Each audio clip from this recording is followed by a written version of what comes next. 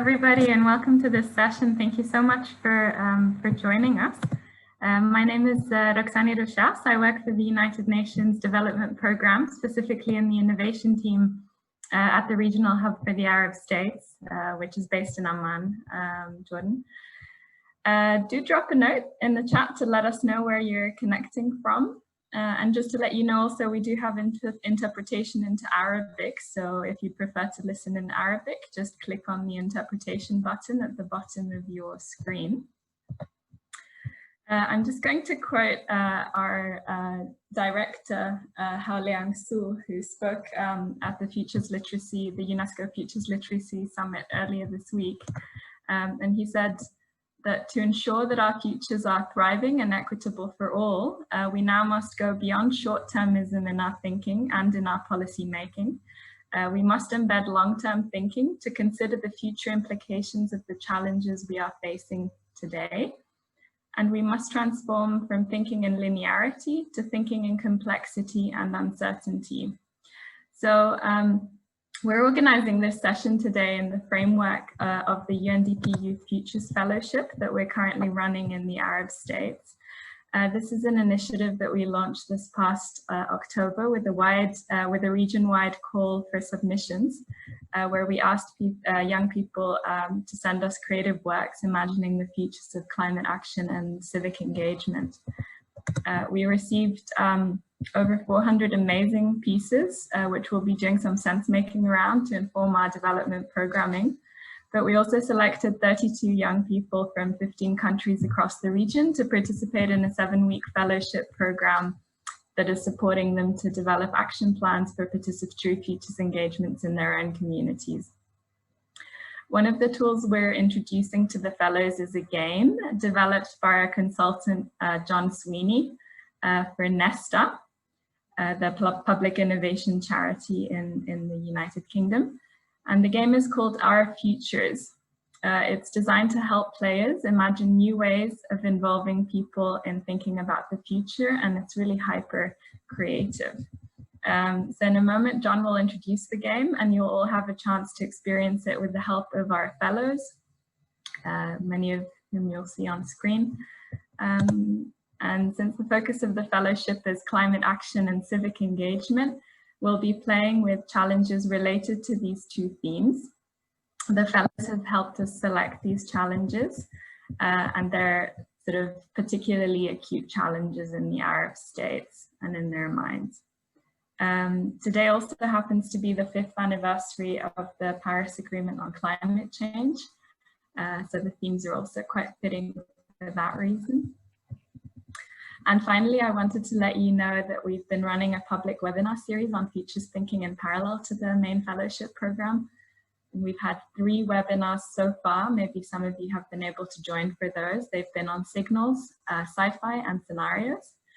And this coming week, we're extremely excited that we'll be chatting to Jane McGonigal on Wednesday the 16th. The title of that session will be Simulations, Games and Epic Wins for a Better World. If you don't know Jane, she's a world-renowned designer of alternate reality games. And she specifically specializes in games that challenge players to tackle real-world problems like poverty, hunger, and climate change through planetary scale collaboration. I'll put the registration link for that in the chat. And for now, I'll hand over to John to introduce us to today's game. Thanks again for joining us. We're very excited to have you with us. Thanks so much, Roxani.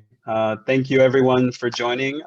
Thanks for taking the time to connect with what I think is an amazing group of youth from across the Arab States region. So it's exciting for me, and I think for all of us that you wanted to come and to play with us.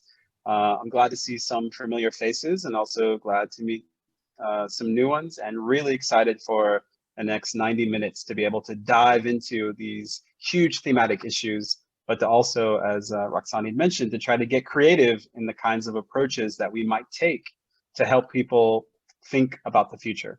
So the next 90 minutes will basically be a chance to, of course, play the game, but we're also going to try to frame a little bit of the game, provide an explanation, but also kind of provide a common language or a shared language for this question around what is participatory futures. And then, of course, we'll have a chance to have a conversation as well. And so you'll have a chance to connect and directly engage in addition to gameplay with all of the amazing fellows. If you want to learn more about the fellows and their awesome creative submissions, Roxani has just put into the chat a link to a very lovely gallery that breaks down all of the awesome stuff that they submitted. And we have an amazing group of people who are scientists and artists and just really, I think, a really hopeful sense for what the future could be based on all the creativity and fantastic, phenomenal ideas that we've been having come out of the sessions we've been doing together. So I'm going to share my screen, but it's saying I can't share my screen. That's weird. Okay, there we go. Okay. Okay. Share my screen and go through just a little bit of kind of the setup for this. And then as soon as possible, we will get into gameplay. So again, really just want to welcome everyone. Thanks so much for coming out to play with us. I know some people are still connecting. So if you do have any questions, please let us know. Also, please drop who you are and where you're from into the chat. And yeah, looking forward to playing together. So I wanted to start with this image because I think this really demonstrates and shows the kinds of feelings that lots of organizations and governments have when they think about how to do public engagement.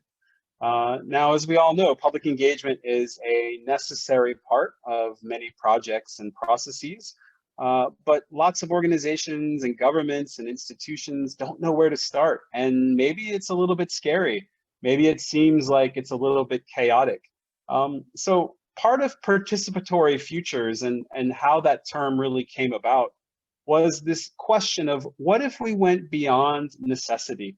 What if we weren't scared or afraid of public engagement? Or what if it just didn't feel like it was something that we have to do? But rather, what if we fully embraced the idea of participation and brought it into how organizations or communities or governments can think about the future? How can we use greater collective intelligence? How can we use diversity and inclusivity as an asset?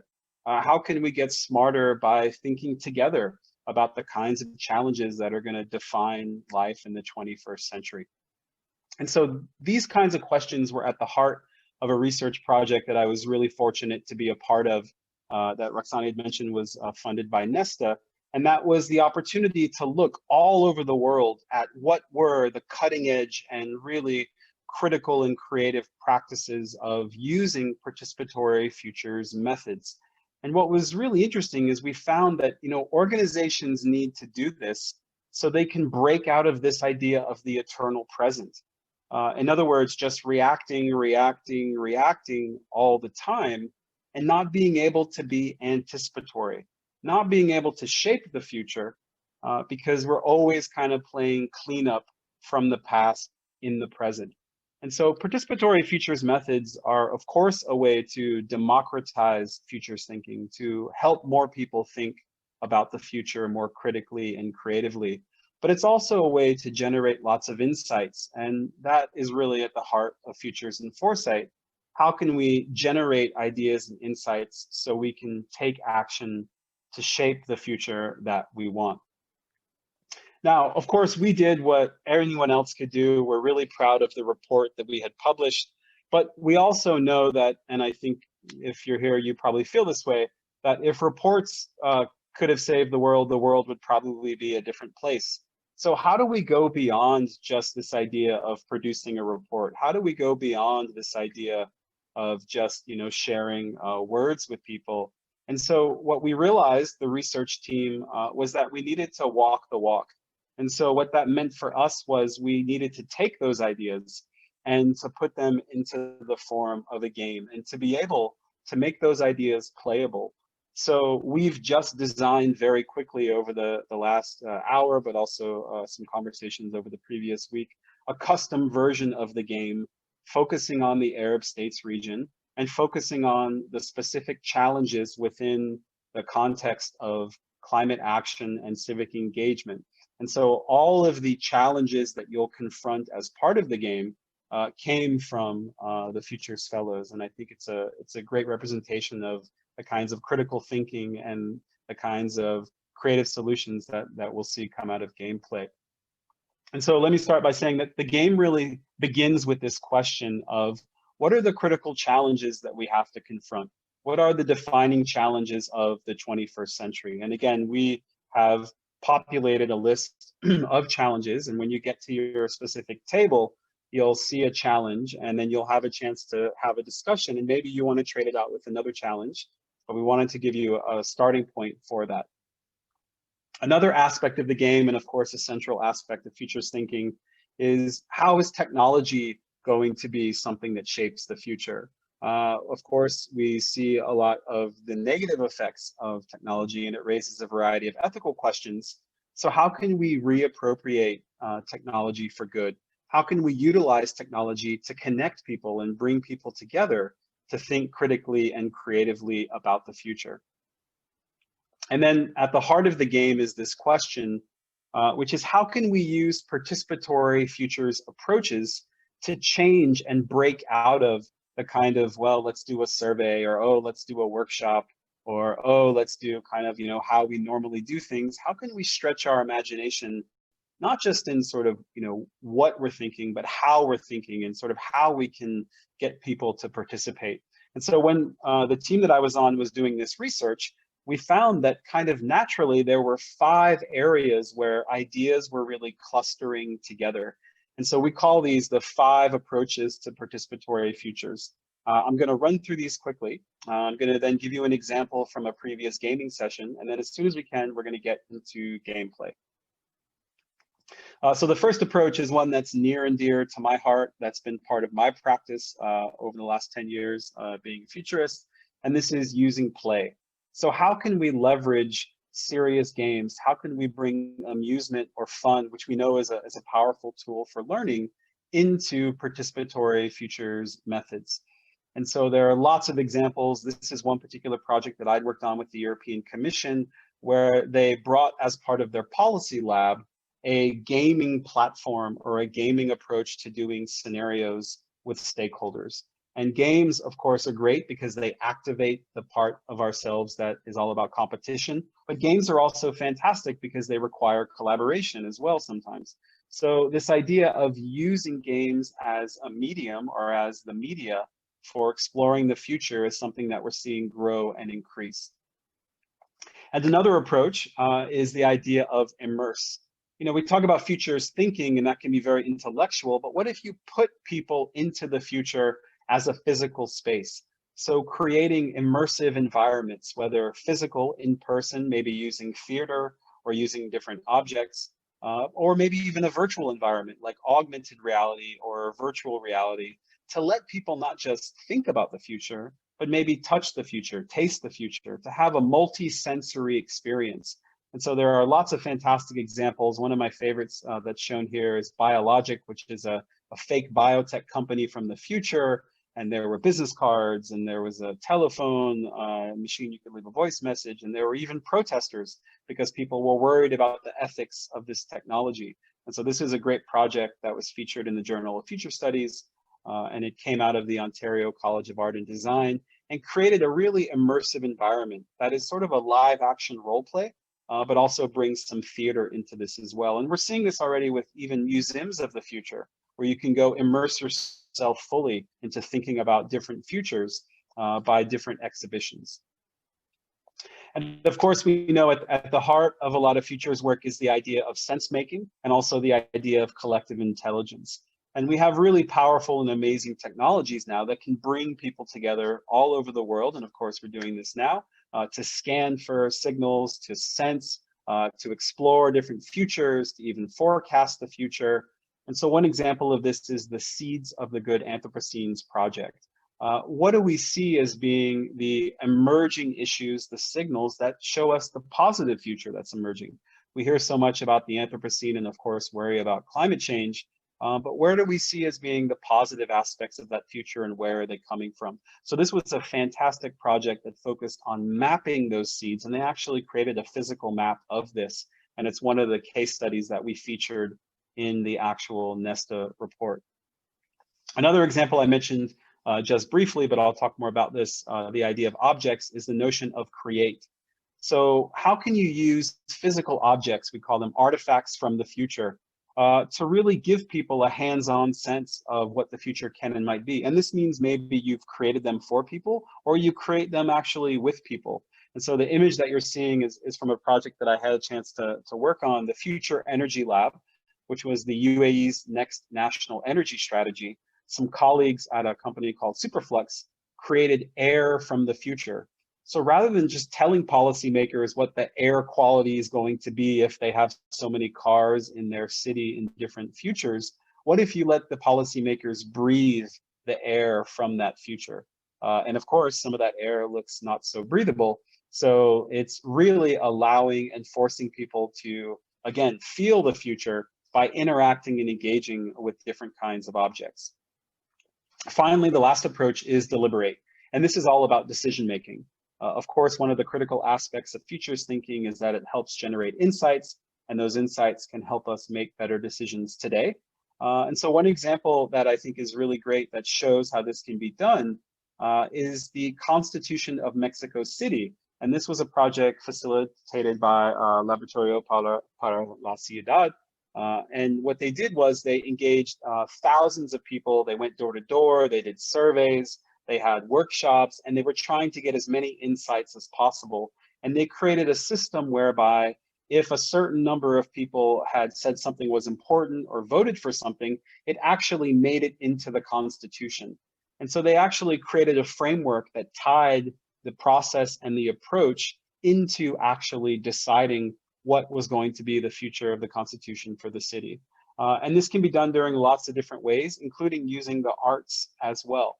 And so those are the kinds of approaches that are really at the heart of participatory futures. But I don't want you to think that there are only 5, because of course people can mix and match and hybridize and create mutant versions of them. And so those, again, were kind of the clusters that came together, but also really at the heart of what we saw as being this emerging practice using different kinds of technologies and different approaches. The last thing I want to mention, because of course this event is part of the UNESCO Futures Literacy Summit, is the importance of what this game is really trying to get out.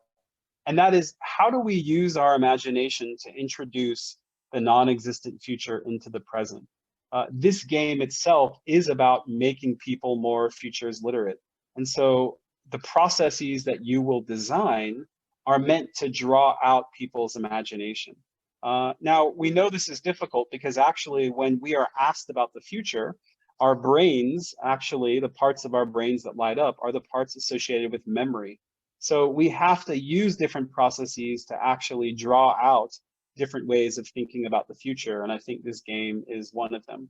And so one of the questions you want to keep in mind as you're playing is, what are the anticipatory assumptions that people have about the future? How do we help people think about the future and deal with the kinds of questions that can come up? And so I'm going to shift gears just quickly. I'm going to show you some example, or show you one example actually.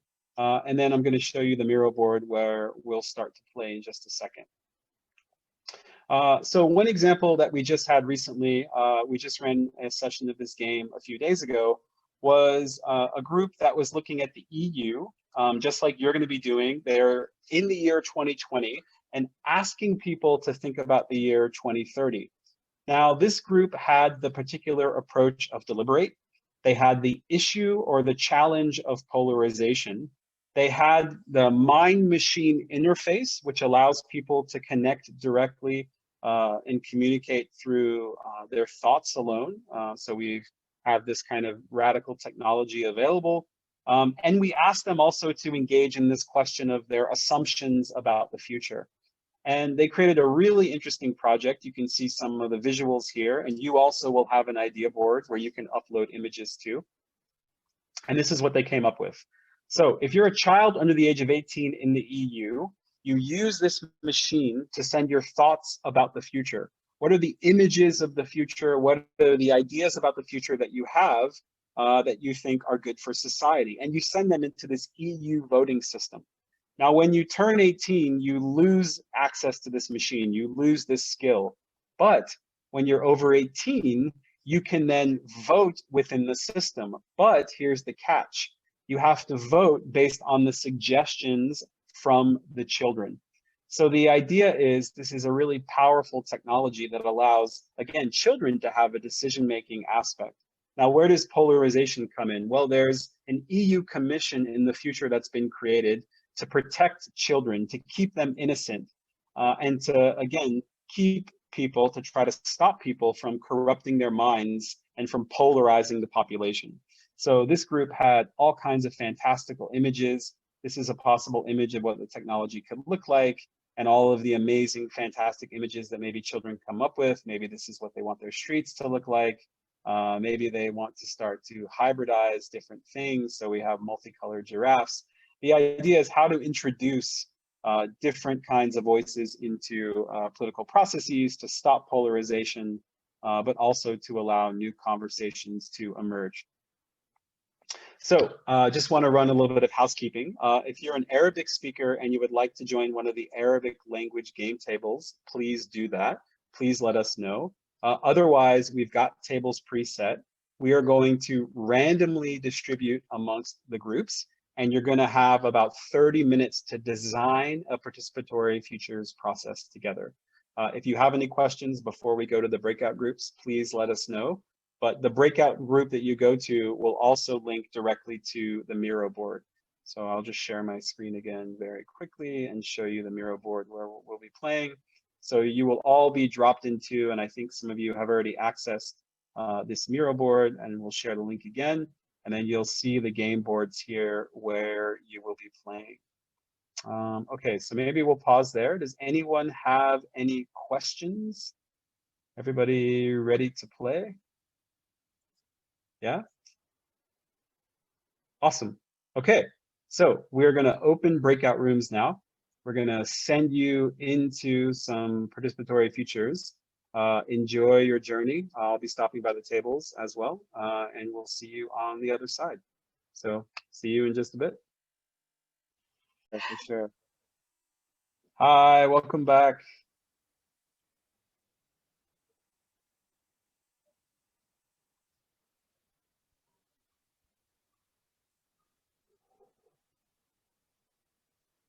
There we go. There's everybody.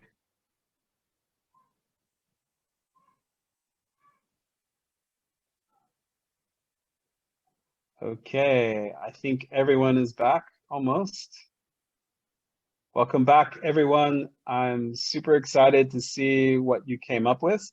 So in the next 25 minutes, we're going to go around and see what designs you created, and then have a chance, of course, to talk a little bit about participatory futures. And no one asked this question, right? This is a game. So the question, the most important is, how do you win the game? So at the end, we'll talk about that. But yeah, really excited to see all the awesome ideas you came up with. I'm going to zoom in to group number 1. So group number 1, I would love to hear, and I'm going to zoom in on your idea board here. Would love to hear the participatory futures that you came up with. Also, please remind us of your cards. So please tell us which approach, challenge, and technology or technologies you came up with. And yeah, I'll toss it over to group number 1. Who from group number 1 would like to share?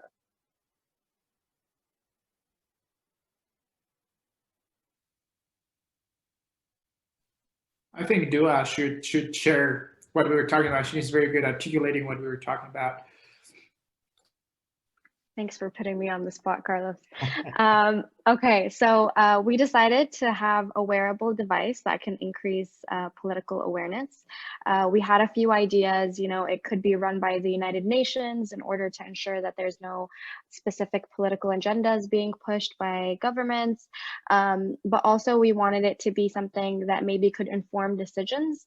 So let's say, for example, if you're going to buy something that's single-use plastic, this hologram could come out and talk to you and tell you, hey, maybe you don't want to do that. Single-use plastic has caused this, this, and that across history, and you'll just be contributing to that and things of that sort. But also the hologram could be something that can talk back to you and is sort of like this entity that can actually understand what you're saying, and give you like fun facts about historical events or things about your specific region, and things like that. So yeah. Awesome. Wow, very cool. Yeah, great. As long as the hologram doesn't tell me I can't eat French fries, I'm super into that technology. I think that sounds amazing. Excellent use of the wearable device. You also, the group blended in hologram as well, so mix up technologies. And also too, really fantastic focus on deliberate, right? So decision making.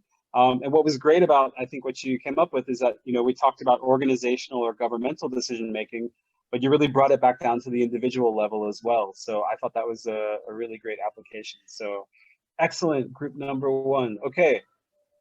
Wow, group number two. I could see you guys were super busy over here. Okay, who from group number two is going to share? Hello, this is Tuba. I will be sharing. First of all, I would like to say that our approach was SENSE, and our challenge was excessive water consumption, and our technology was mixed reality. So what we thought was, we thought about an app and then glasses, virtual reality glasses, which will be used in combination. And so starting from here, downside, the app will calculate the water usage when we scan our water bottles or cans, and it will also add the water use that we use at homes.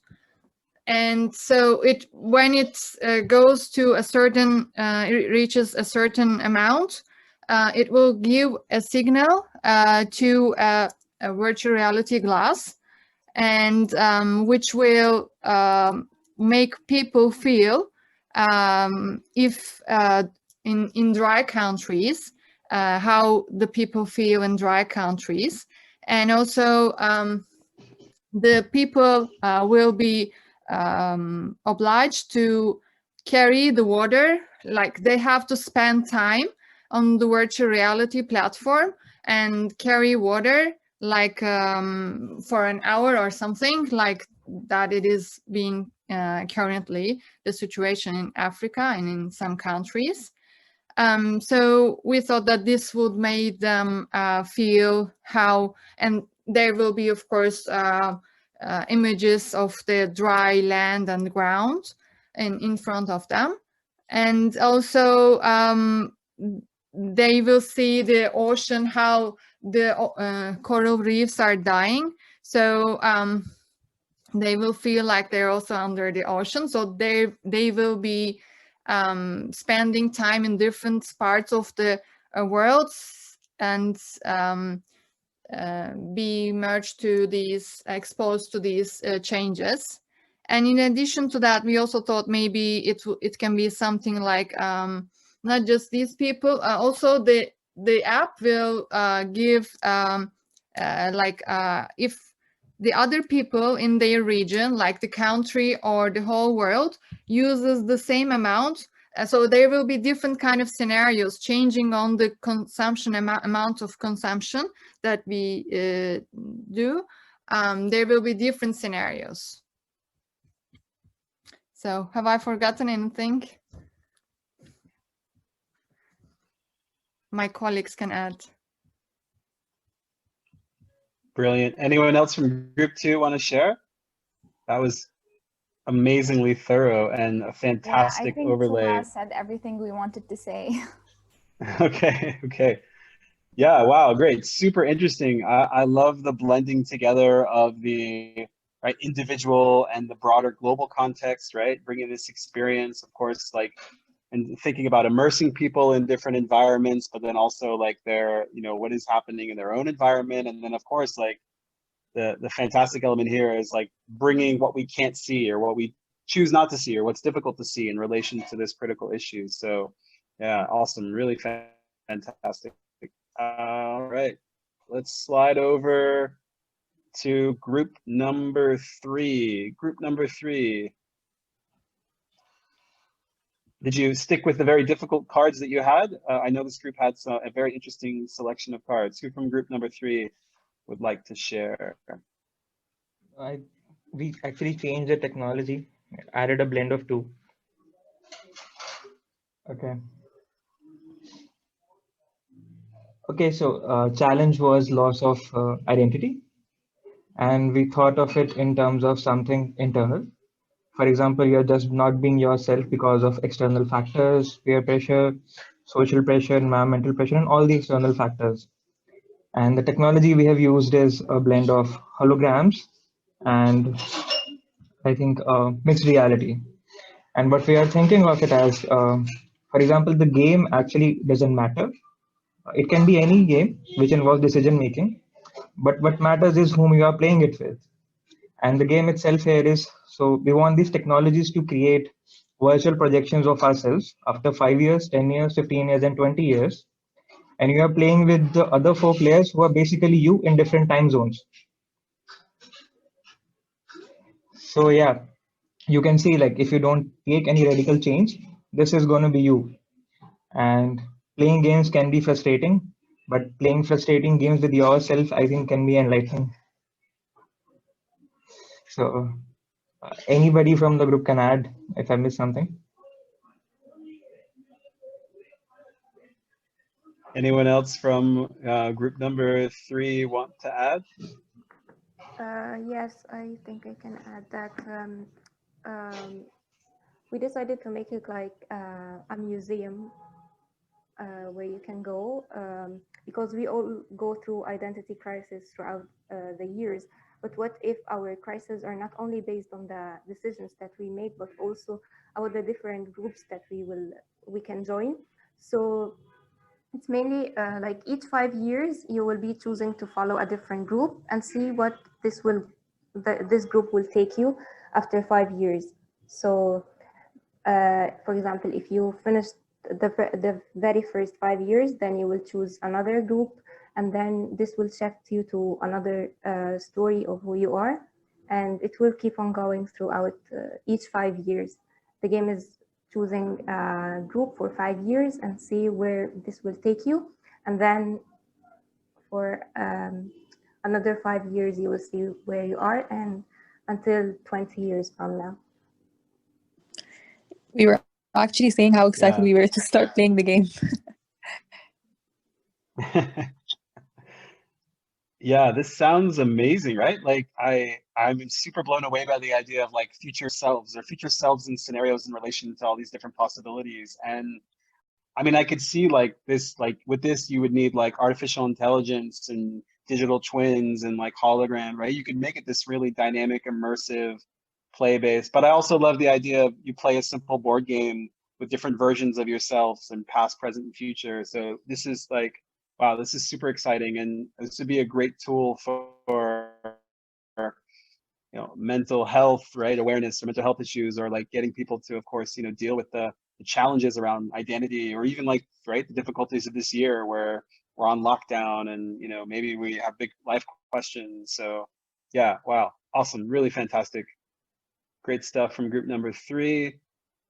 All right, group number 4. Who from group number 4 would like to share? I'll be sharing on behalf of group number 4. So Zahra and Jean Paul were on my team. And if you want to zoom in into the challenges. Okay, so the challenge that we chose is refugee belonging. Because I felt with the approach that we were given, the immersive approach, and with the technologies we had, I thought this would be interesting. With the technologies we chose, the Internet of Things and hologram. If you want to scroll down, maybe we have like sticky notes. Yep, this is where we answered the questions. So we listed some things of how we plan to like use the Internet of Things and the hologram to connect refugees with their like current environment and their previous environment, or the environment that they just left. So the idea why we're trying to connect the Internet of Things with like refugees is because like there was a lot of articles that I've personally read about like how refugees, the only thing that almost all refugees had was their phone, you know, constantly like checking in with their families saying, okay, now we're like, especially like with the Syrian refugee crisis that happened, they would like text their families saying, okay, now we are in this part of Europe, now we're in this part, okay, now we reached our destination, so on and so forth. So this is why phones are already being used as this like platform or this like device that's connecting people who are being forcefully removed from their country to another place. So we also talked about how like holograms can be used for people to like empathize with refugees. So currently now with Corona and the lockdown situation, you cannot just go wandering around and go into crowded places. So holograms could be used to like visit a refugee camp or like talk to refugees and see the situation, and for you to be able to know or to learn more of their living conditions and to sympathize with them.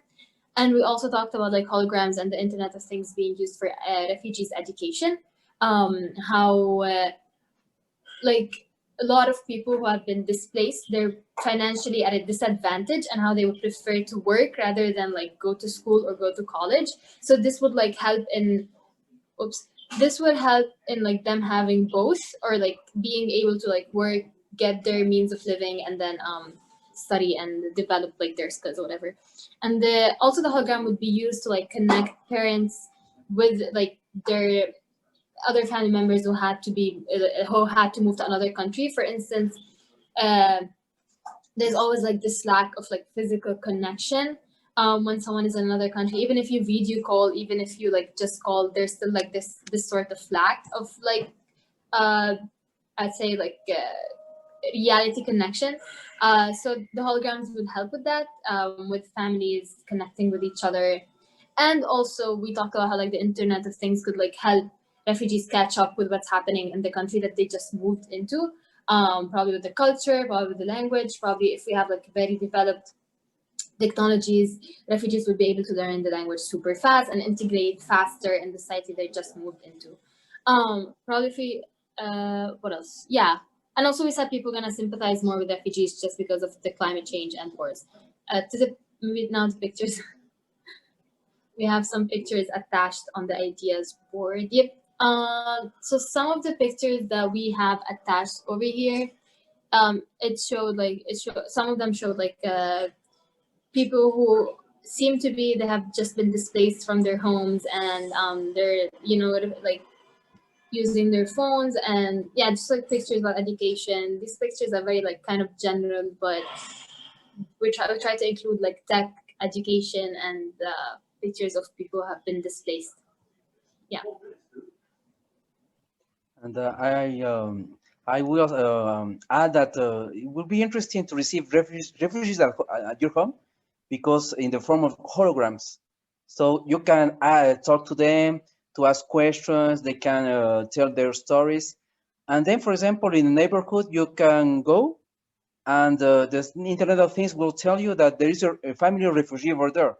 So you can connect with people, with refugees in the neighborhood, in a zone of a city, and know their story, their problems, how you can help them, or sympathize, or make friends, whatever. But that could be great to create more empathy over refugees in different cities with holograms and Internet of Things.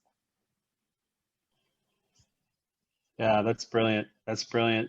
Thank you, group number 4. I love how you are like seeing both sides, right? Like bringing the experience to people, but also bringing people to the experience. And so like, how do you have that greater sense of empathy? How do we use the technologies for good? And of course, now we're seeing holograms appropriated a lot for, you know, entertainment, or we see them, you know, in like different places for training, but like trying to bring this into a space to deal with, of course, this huge issue. And of course, regionally, it's a critical issue. So yeah, I think this is fantastic. Awesome use of the tech. Great blending of the tech as well. Think about Internet of Things and holograms together. And really driving, I think also you brought it back to that issue of kind of the values, right? And how you bring these values to play in the participatory futures engagement. So awesome stuff. Okay, we've got 2 more to go, and we've got 10 minutes officially left. Table number 5.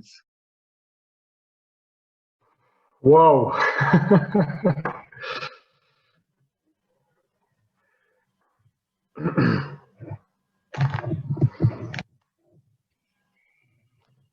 So you gave us a really hard task of designing a participatory approach to use gene editing to manifest the challenge of unemployment for women. And I'm gonna speak briefly so I can make time for other groups to share their thoughts. Briefly, what we have come up with is we want to manifest and make participants feel, since we are using the create approach, to make the participant feel and experience a world without women.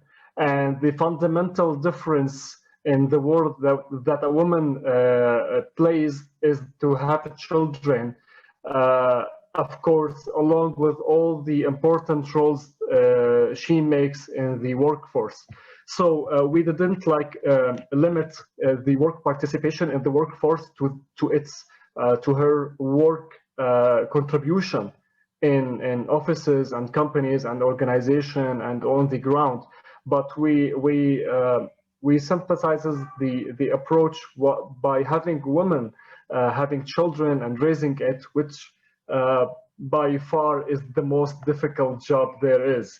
And by that, we wanted to gene edit men so they can feel like a woman and experience the hardship and the challenges and the overwhelm of the task, so they can feel what it's like to be a woman. So this is one approach we used, me and the group, and we really had a hard time thinking about ways to create and to make participants feel exactly what we want them to feel, because there's a lot of ways we can make them feel the barriers that a woman face in the job market. So we included also the mixed reality technology, like a game booth, which you can see here in the idea board. It's like a booth where they can experience some kind of a woman's experience trying to enter the job market and doing her job. So they can feel exactly the challenges, the physical, the social, the personal challenges she have by trying to enter the job market and stay in it. And by that, we can identify the barriers and the solution we can take to overcome this challenge. Thank you. Brilliant. Thank you, Maj. Thank you, group number 5. Does anyone else from group number 5 want to jump in? Yes, just quickly. I mean, because we were saying that women's unemployment is not really a biological challenge; it's a sociocultural. So therefore, we had to add the the mixed reality thing, which you can design as a kind of set of simulated scenarios, and you're dealt a social class, and then you kind of have to play women at work, but it's men who play this thing. So it's an awareness racing basically experience. It's sort of creating this awareness racing experience to understand that social issue. That's brilliant. Yeah, and I have to say, I applaud group number 5 for sticking through a very difficult selection of cards, and doing exactly what the game is meant to do, right? Which is to stretch, the lens of what is possible and to explore the possibilities based on this, random selection of cards. And so to delve into the possibilities for this and to deal with, again, and also a very difficult but also lasting issue around inequality, I think is quite extraordinary. So yeah, kudos to group number 5. Really awesome, excellent stuff. Okay, so yes, please go ahead. We also used mixed reality to show violence against women. Maybe sometimes it's domestic violence too, that could be a barrier to enter the job market. And also education, that in certain parts they are not allowed to complete their formal education. So in this part, it would be just like a game when you are stopped against your will. Very cool. Very cool. Maybe I watched too much Black Mirror, but I imagine this crazy scenario where you play the mixed reality game, but you don't realize it, but the game is actually editing your genes. So when you think you're finished and you stop playing the game, then you realize you're pregnant, and all the men are pregnant after you play the game. Maybe that's just my weird mind, Yeah. but that's where I went after this. Yeah, so something really crazy like that. Okay, so group number 11. Who would like to share what you came up with?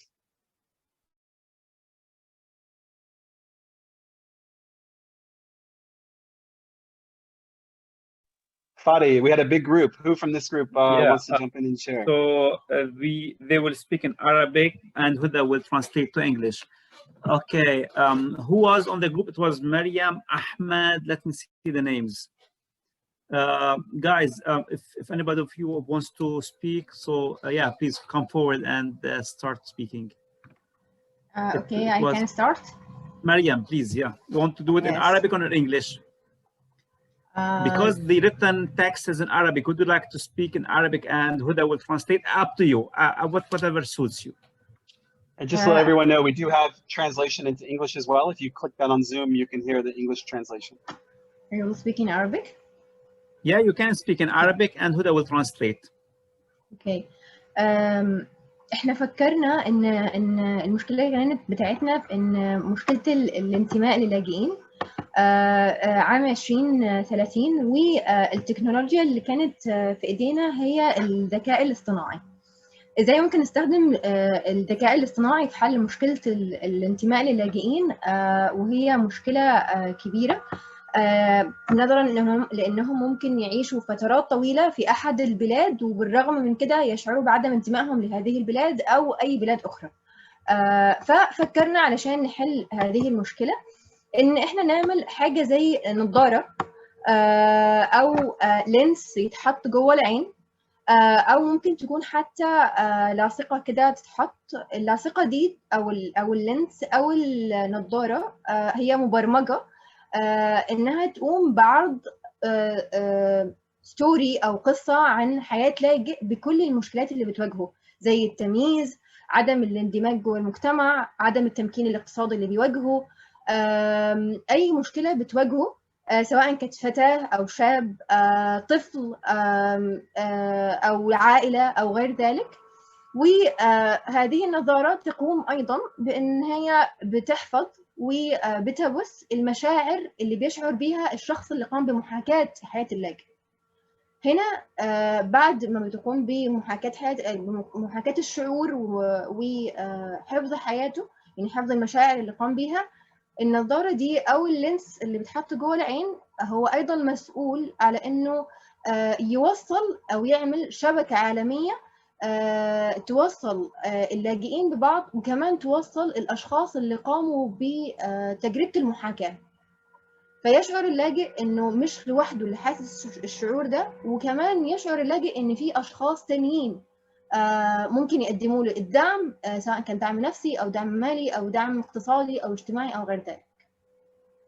عندنا هنا شوية صور، يعني حاولنا نتخيل النظارة دي أو اللينس ممكن يكون عامل إزاي. في صورة الأولى اللي هي النظارة، نظارة افتراضية، أو إن ممكن تكون لينس بتحط جوه العين شبه الصورة بتاعت اللينسز، والصورة اللي جنبها بتعرض صور مختلفة لأنماط الحياة أو القصص اللي ممكن يعيشها اللاجئ. فعن طريق التعاطف ممكن يحصل دعم، وعن طريق الدعم ممكن نحل المشكلة نفسها.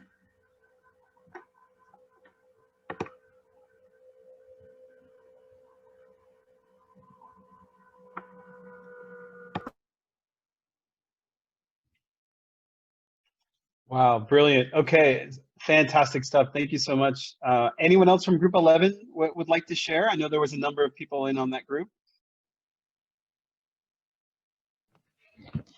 Just a word to add that the main idea behind this innovation is about creating empathy with the feelings of the refugees, either from fellow refugees or also from the people living in the host country. So if I feel this empathy, I can be more eager to be involved in solving the problem or supporting him, but in different ways. So it's mean about empathy, and I think till now there is still some research about how to record and track these emotions, but I think within 10 years this will be more attainable. Yeah, thank you, Zainab. I think that's a really important point, and also it really connects with some of the other engagements and processes that we heard from the other groups. There was one thing I heard that was really interesting. You mentioned, of course, the lens and the glasses, but also like a patch. And I could imagine as well that it could release certain chemicals, so you actually feel that way, right? Versus just kind of seeing. And I thought that was really interesting too. The idea of you feel it, but other people feel it, and so you create that multi-sensory kind of mixed reality mind-machine interface to kind of bring it all together. So super, super interesting stuff. Okay, did we get all of the groups? I think we did. We did. Okay, awesome. So I'll stop sharing my screen. So, this is a game, right? And the question is, who wins the game? So in some versions of the game, we vote on creativity, or we vote on the most novel use of technology, or we vote on the group who had the best response to the challenge. But honestly, these were all so amazing that I can't even see how we begin to vote. So I think everybody gets a gold star. I wish I had gold stars to give everybody. But really fantastic, amazing, imaginative, creative, designs that you came up with. And just to kind of, bring this into a conversation, because I know we've reached time. The aim of this game is not to say, okay, now we're going to go out and build this project. But the aim of this game is really to make us reflect. How is it that we are engaging people to participate? How is it that we are looking at the opportunities and technologies? How is it that we are trying to find ways of bringing these values out, which I think came out strongly in this session, of empathy, of connecting people, and trying to bring things that maybe seem hidden into the reality of our lives. So I want to commend each of you on your creativity, your imagination, your willingness to engage, and to try to bring up these questions that are certainly challenging and at the heart of futures literacy and futures thinking, but also just the critical questions of the 21st century. And then to bring it back into how do we tackle these challenges of climate action and civic engagement. So yeah, I really want to thank everyone. We open it up for any questions. I know we're at time, so I know maybe if you have to go, just want to say thank you again, but certainly we're here to hang out. This is sort of our after party gaming session. And yeah, just want to thank you all, and if you have any questions for anyone, we can open it up, and would love to hear also other thoughts and reflections.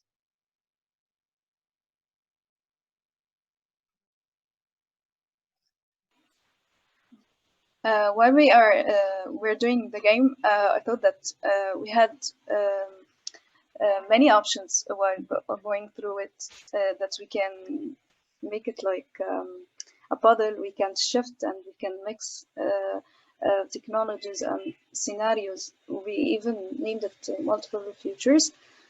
So this was great and very stretching for our imagination, that I thought we even have gone beyond the movies, if I can say so.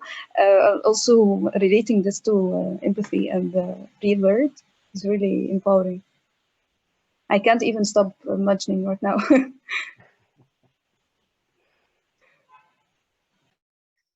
Yeah, thanks, Nurhan. These are really exciting designs, and I think in, again, just a short period of time, we can see the power of using approaches like this, right? And there are lots of different futures games for kind of stretching our imagination. So yeah, it's really great work. Anyone else? Other thoughts, comments, questions, reflections?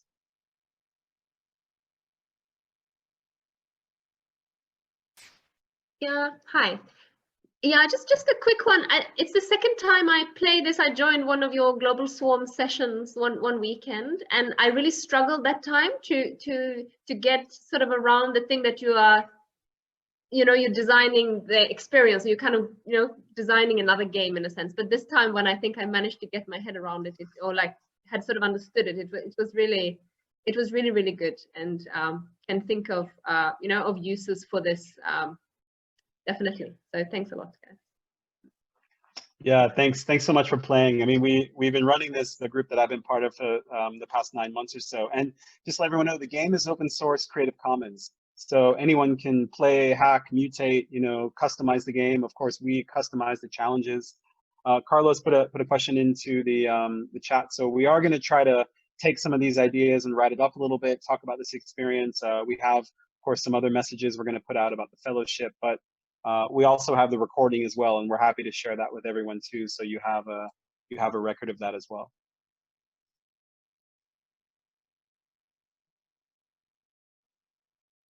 And I would love to hear from the fellows. How was your experience? Of course, Nurhan was reflecting, but given what we've talked about with signals and scenarios, how is this different? What did you learn? What kind of ideas did this bring up? Would love to hear more about your thinking.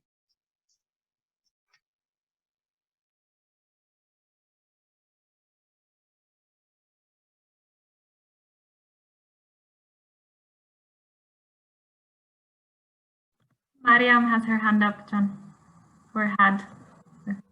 Okay, I think when I play the game, I understand that we will have problems. In the future, we will have problems and a lot of problems, but it's not about the problems. It's about finding the roots of the problem and finding solutions, other solutions, maybe in some way solve these problems, or maybe understanding the problems which maybe lead the other generation to solve the problem.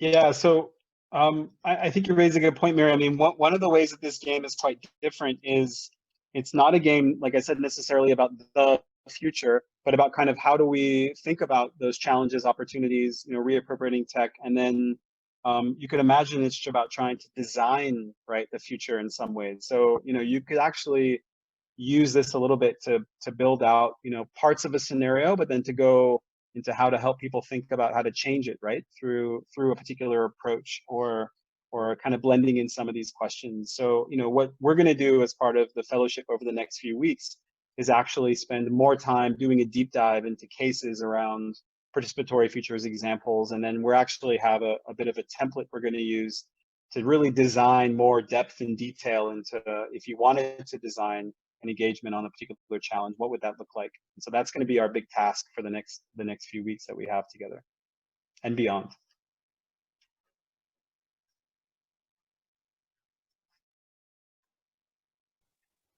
John, I have a question for you. Have you seen this done with different time frames? And has there been do you get different kinds of ideas, different kinds of results from the exercise if you're using different time frames? Yeah, it's a great question. So we sometimes play with those variables of the game, right? We've done sessions that were on space futures where we've gone 50, 100 years. We did a session on Black Futures Matter, so kind of riffing on Black Lives Matters, where we did like more near term, right, 3 to 5 years. And it really does make a difference, right? So the context, right, where you're doing it, but then also the kind of time horizon, as we say, really does kind of shape. And a lot of that has to do with maybe how we see the technology being used, but also this idea of what does inequality or what does unemployment look like 50 or 100 years in the future? Our perceptions and assumptions really do change and are quite different relative to shorter or near term. So that does definitely come into gameplay. I think for this, of course, we picked kind of the official UN future, right? This 2030 horizon, but it would be interesting to think about if we played again and we went to 2100, right? How would it be different? Or if we just said, okay, we're just going to focus on asking people to think about next year, what would that look like? And so all of those little variables definitely make a difference for gameplay. And we've started to capture some of that, and we actually are going to spend time this forum next year kind of writing more about that and different aspects of gameplay. I didn't mention this also, but there's also a deck of cards on partners. So what if you are randomly asked to partner with a group of people that maybe you wouldn't think to, like billionaires or trolls on Reddit or primary school children or artist collective. So there's ways of mixing it up so it becomes even more kind of random and you're kind of being tossed all of these different things. I think I told one group it's it's like you're cooking dinner for someone and you don't know what you're cooking until you get there and all the ingredients are on the table and they're saying, make us a meal. And that's kind of what the game is asking. Yeah. And time is a big part of that, definitely. And maybe this will put you on the spot a little bit, but you know, as you know, we're using this exercise as a way to inform UNDP's own programming.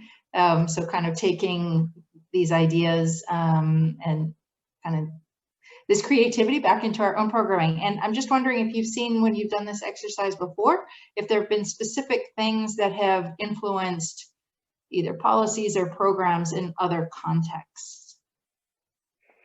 Yeah, that's a great question. So the game is really early days, like with regards to applicability. I mean, we've run probably, I say we, the Swarm collectively has probably run close to 10 sessions, maybe even a full dozen sessions on different conferences and different events. And then we've kind of just run our own sessions. We haven't, to my knowledge, and I haven't directly used it on a quote project as yet. So I haven't, you know, some of the templates and some of the other materials we have that we're going to do as part of the fellowship, I haven't necessarily brought that into a particular engagement. I mean, the thinking is there maybe. So the next step for us is actually to do that, is to say, okay, we're going to run a gaming session that's going to be fully customized or contextualized, and then we want to see that go up. So actually this could very well be the first project where we are going to crowdsource challenges, we are going to focus on creating the engagements, and then we are going to see how that ties into kind of programming, right, or other elements. So we could very well be that, this could be that. We have had conversations about what this could look like for different organizations. So I had an engagement with Oxfam earlier in the year, and they were thinking about a custom version of the game based on their strategy. So how could they design engagements based on their strategic elements already? So we could see more of this develop this year. I will say that we designed this as a board game, right? And then, haha, 2020. So we had to figure out how to put it into the digital space, and of course Miro allows for that. But like now it's interesting because it's opened up global versions of the game that would have been very difficult, right, if it were just a board game. And we've launched a community on Slack. We have over 100 people who are who play sometimes, and people also, as we've seen, come back for gaming sessions and then say, okay, I'm going to use this in my own practice. So we wanted it just to kind of be a tool in the toolbox, but I'm super interested to see how people, could use it and adapt it. And I think actually for the work that we're doing on the fellowship, it could be really interesting as a tool. And then the last thing I'll say is, in the last session we had, Jennifer, who's based in Panama, who works with ACT Labs, said she wanted to get this into the ACT Labs and get them using it, the accelerator labs, and think about how it could be distributed. And I know Cambodia has actually used it. They used a early prototype version of it earlier in the year. So yeah, we could think about how to diffuse it as a tool. So maybe we'll take it to the accelerator labs, which is, for those of you who don't know, UNDP's network of labs across 110 countries where we kind of use experimentation for accelerated learning. So this would be a great tool for that. Thanks, John.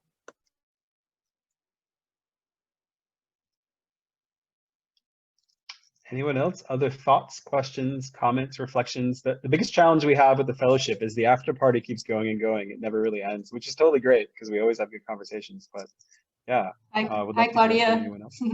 How does one join the Slack channel that you mentioned? Yeah, let me. It is. It's open and available to anyone. Let me open Slack and put the invitation in the chat. And it's just a community of people interested in participatory futures. We also announce when we have gaming sessions, and then also we occasionally do other like open courses or other things like that. And so there's the invitation to the Participatory Futures Slack. Yeah, and there's like 120 some odd people around the world, and yeah, it's just a great place to learn and share and connect, specifically on participatory futures. Yeah.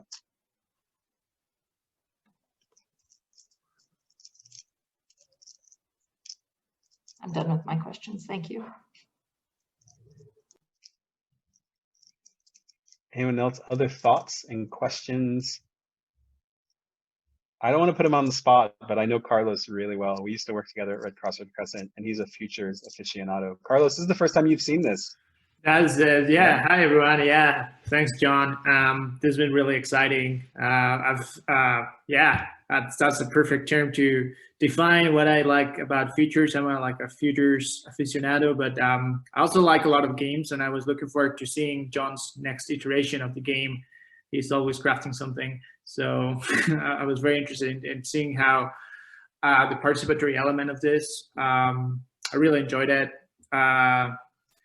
Yeah, it's great. I think I'm gonna steal some of your ideas for my own research. I do a lot of research now in the future work, and it's great to have people in the same room talking and crafting artifacts, which is pretty cool.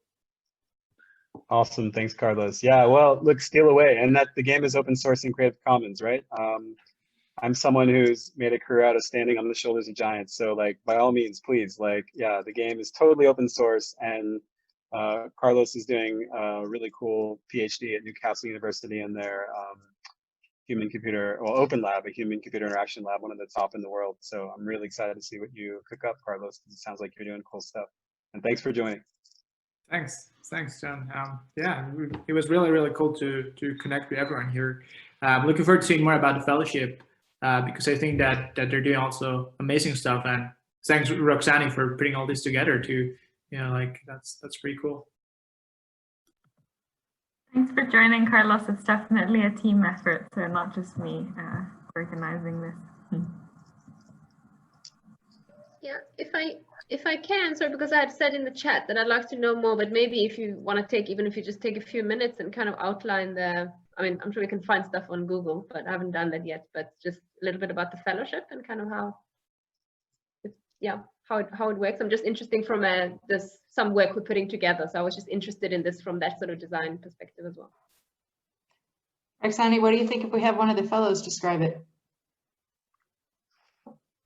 Yeah. Maj, you've got your camera on. You're basically begging to be picked on.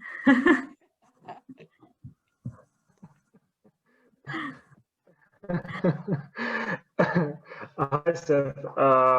Actually, this is like a rehearsal for my next vlog, isn't it, Roxani? Majd is preparing a video blog for us about part of the fellowship. So we have different fellows covering different parts of the program. But yeah, tell us what you remember about what we've done so far. Yeah, sure. So briefly, the UNDP launched under the Youth Leadership Program, the Youth Future Fellowship, which is basically, it's kind of a competition to empower 30 youth from 15 Arab states to educate them and empower them with all the knowledge and tools they need to imagine stories and future, let's say, the future of their countries. And we have been picked from 400 participants who applied for this fellowship. Till now, we have come through many sessions, which include all the signals and scenarios, and later on we will go on to simulations, which will help us like shape the future and the images and the stories we can create with our minds about all the challenges, whether they are global or local. So yeah, briefly, this is it. I don't know if that will sum it up, but I'm sure next time I will be giving more comprehensive view of it. Thank you so much, Majd. Yes, absolutely. And we were blown away by the interest in this. So we have a youth leadership program regionally that works with young people on all sorts of leadership skills. And there's about 20,000 alumni now, but futures thinking has been missing a bit from that, that picture.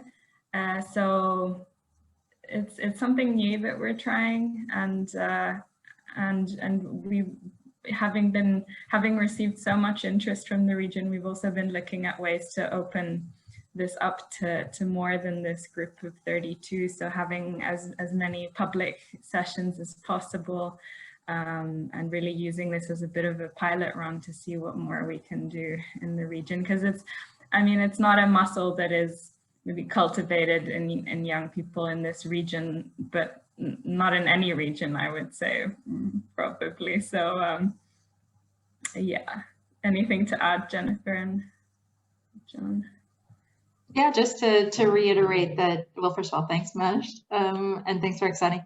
But just to reiterate that we're trying to use the ideas and use this as a methodology, and also use the ideas and bring it back into our own programming, so that our programming becomes more flexible and responsive to potential, possible, plausible futures, and how we might be able to take the kinds of ideas that have come up through this fellowship and think about different kinds of ways or new kinds of ways that we want to consider our programming. So it's not only creating kind of this platform for young people to be able to learn these skills, but it's also a way for us to tap into futures thinking as well. So we're hoping it's a win-win. So yeah, that's it. Yeah, and the only other thing I would add is that I think, to my knowledge, it might be one of the first fellowships anywhere in the world, certainly for youth, but maybe anywhere, that explicitly focuses on participatory futures. So we actually want all of the fellows to design, in relation to challenges that they're passionate about, engagements, right, for helping other people think about the future. So, it is about the foundational methods like mapping signals and scenarios, but also just like what we did today, and to give them a deeper dive into how to do that, and to have support also from global practitioners. So we're going to have the Swarm and others act as mentors to kind of help them think about how to design this and take this forward. And I think that really is unique, and that's certainly what was immediately drew me into this opportunity, was the chance to do that. And so I give so much credit to Roxani and Jen and the whole team at UNDP for seeding this idea, and then of course allowing it to happen, because it's a rare opportunity, but hopefully it's the start of something really, really special.